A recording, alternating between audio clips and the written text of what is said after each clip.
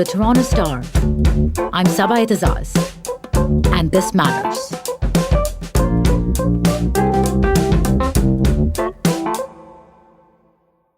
So a few days back, a superhero called out an entire generation.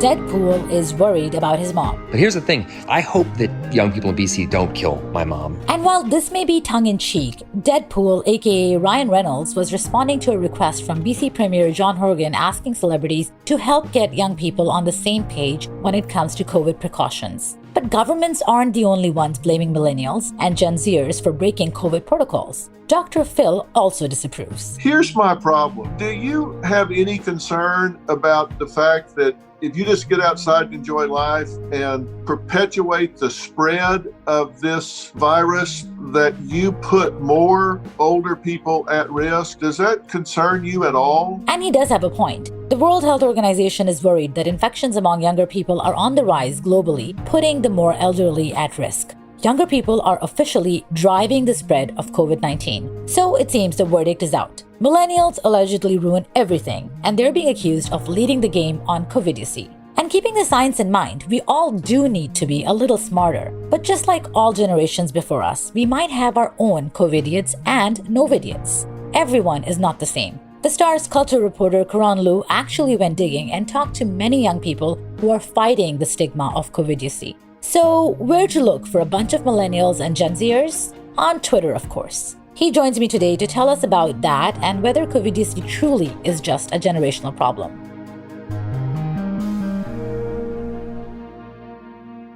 Hi, Karan. Thanks for joining me again on the podcast. Thanks for having me. Always a pleasure. So it seems that every time we have a crisis, the generations are kind of at each other's throats about who to blame. Boomers criticize millennials, then they get criticized back. And now we also have Gen Z to add to the blame game. Who do you think is currently bearing the brunt of the new pandemic label Covidiot?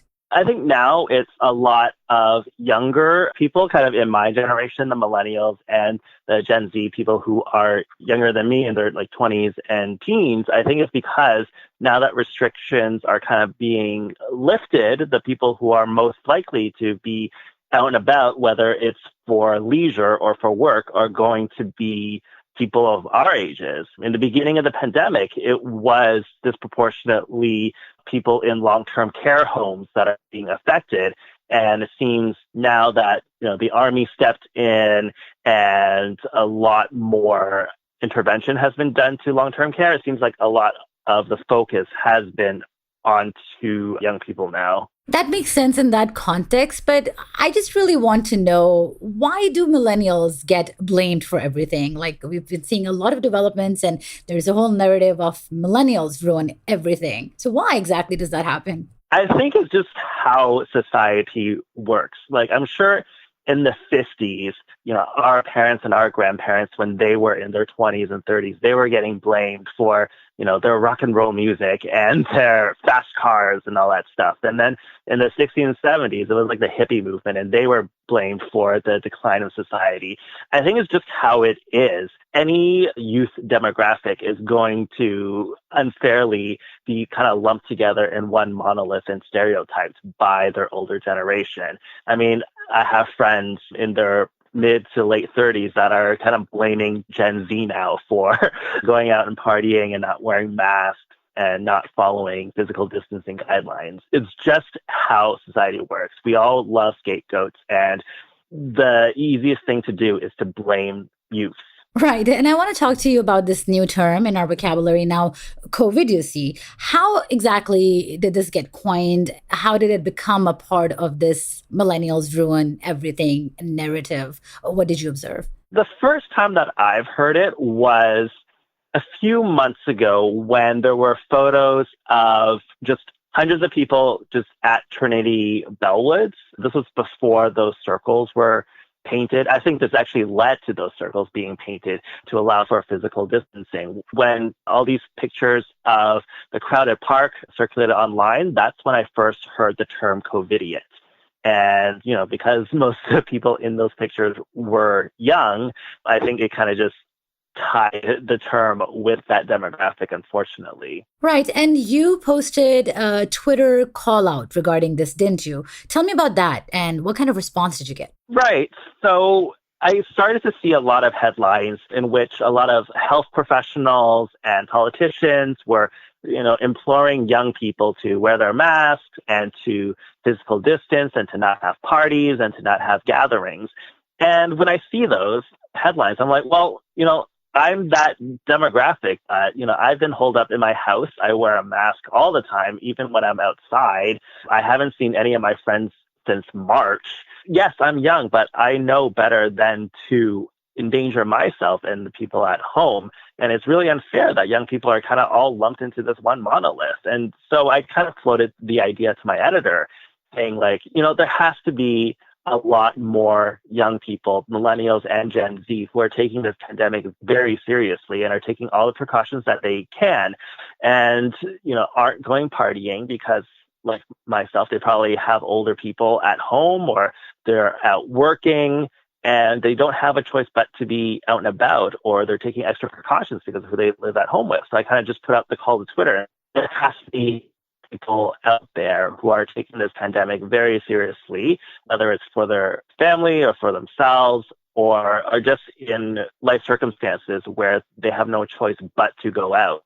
And it just annoys them that because they have to go to work, they get painted as a Covidiot because they couldn't work at home. So I put the call out on Twitter and I got easily more than 100 emails within that first day. I didn't even really count Twitter up replies because I just told everyone to email me. And the response was just overwhelming. I was floored by how many people that tweet resonated with. And you spoke to so many people as a result of that. And you're also talking about a lot of the precautions that you took, being somebody from that age group as well. So this picture we see being painted of party going, non-mask wearing, reckless young people spreading COVID. How accurate is that? Tell me about some of the young people that you spoke to and how they've been dealing with this pandemic, actually. Yeah, so the people that I spoke with, they've been pretty cautious.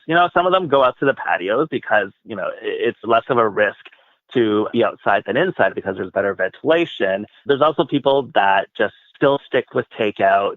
They haven't gone inside any large buildings if it wasn't for essential trips like grocery shopping, or there are still people that are doing grocery delivery. There are people that are just staying at home and doing a lot of Skype chats or Zoom meetings with friends or meeting them at distance outside at a park or at someone's backyard. There's a lot of people that describe themselves as stage 1.5. What's that? I think that's when you're still kind of psychologically on lockdown mode and you're kind of living the way that you were back in March and early April when the shutdown first happened. But I think that 0.5 kind of includes having your social bubble have like 10 people now and not just the people inside your house. So that 0.5 is kind of like those little extra somethings that you kind of need to have to kind of just maintain your mental well-being, to kind of maintain those social relationships with people outside of your household. Right. And in your story, you spoke to someone called Chanel McFarlane as well. She's 28. So perfectly within the age group that's currently being accused of a covidiocy. But that's the exact opposite of how she's navigating COVID-19, isn't it? Tell me some more about her. She just had a baby back in April.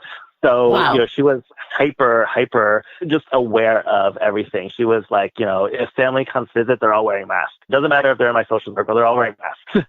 And for groceries, they're getting the curbside pickup. She's like, I'm not going inside any building except for the doctor's office when she has to do just checkups with her infant. And she's just super cautious because she has a baby to think of. And she also said that she has 80-year-old grandmother. So she, wants to ensure that her grandmother is going to be around for a few more years so that her infant can, spend some time with her. So it's not just the young ones, it's also the older people in her family that she has to really consider when navigating the pandemic.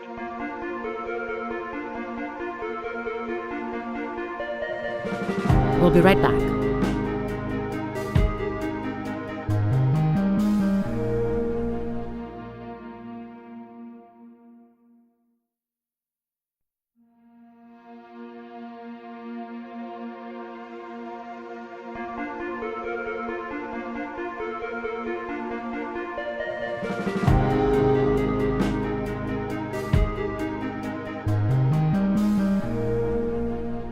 when you look at this crisis, in a way, the pandemic has been more of a struggle for younger people, hasn't it? In terms of the uncertain future they're facing, their employment and education prospects, and their mental health, even after months of lockdown. We've been talking about lockdown fatigue. So in what ways has this been more challenging for young people, do you think? I think so many ways. I think as young people, we're more used to having more social interactions, right? We're more used to just being out and about with friends. And this applies to people in 20s and 30s of every generation. It was like this in the 30s and the 40s and the 50s, right? People who, aren't married, who don't have kids. And, what do you do with that extra time? You go out with your friends.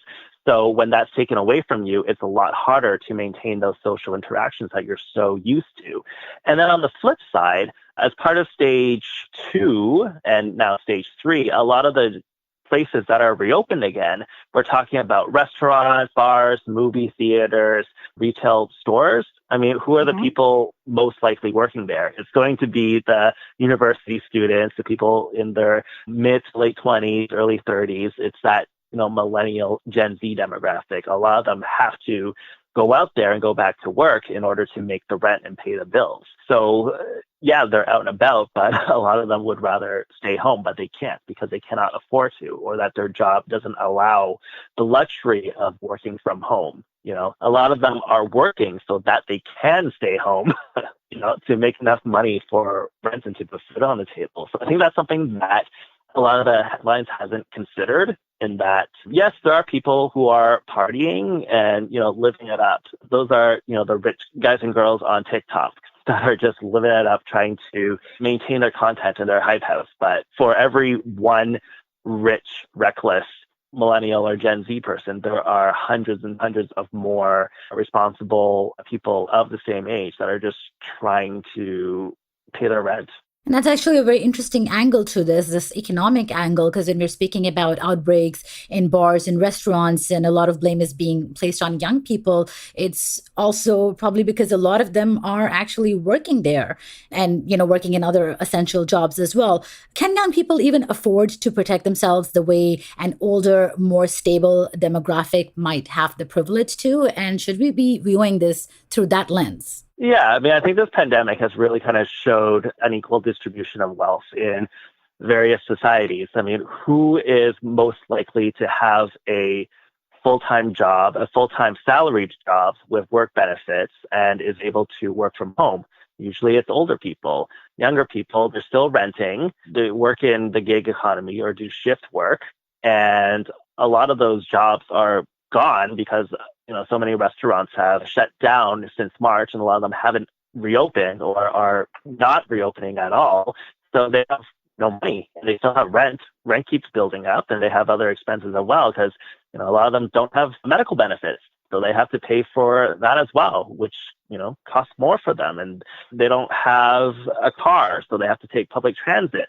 And public transit is safe and all, but at the same time, you're still in contact with other people as opposed to a car where you kind of just isolate yourself in the car to get from point A to point B. There are so many factors that really disproportionately affect young people, especially young people who are low income earners, and especially racialized young people who are, more at risk of getting COVID.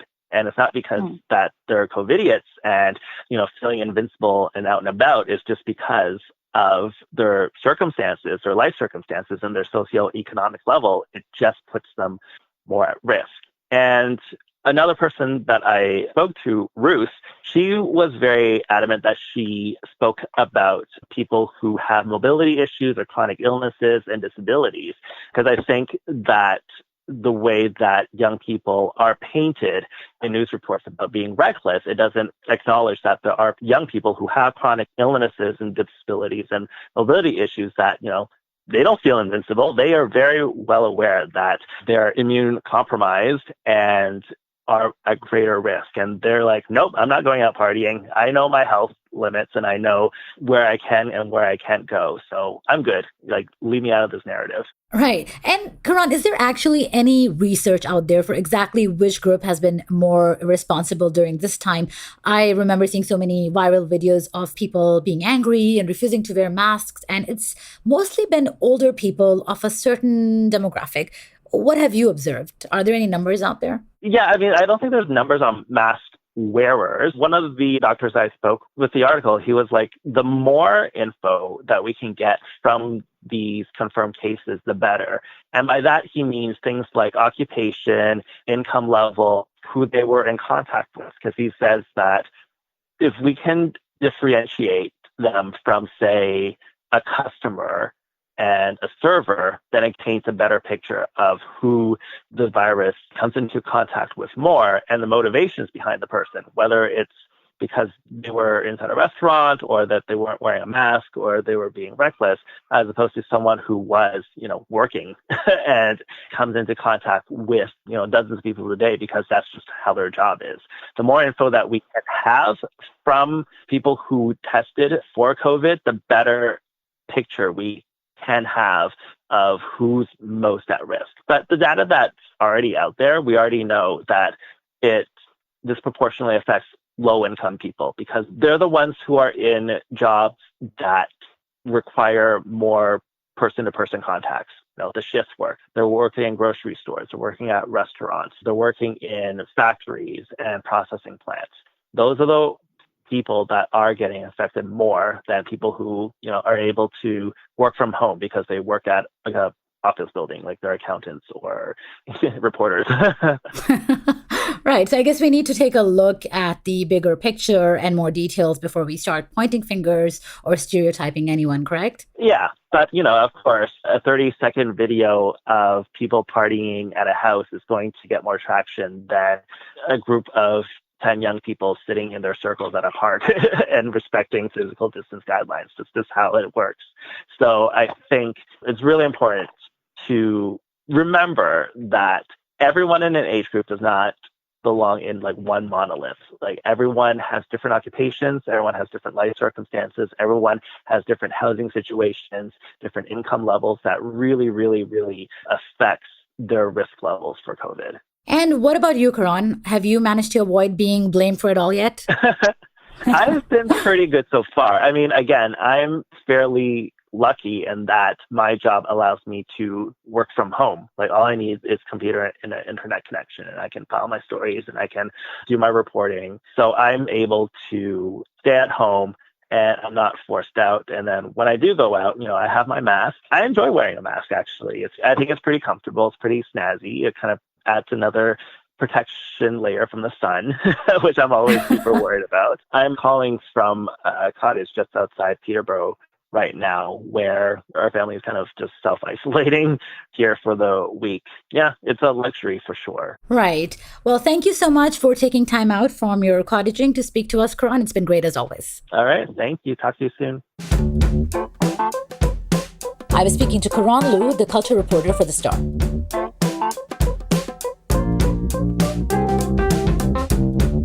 That's it for today. Thanks so much for listening.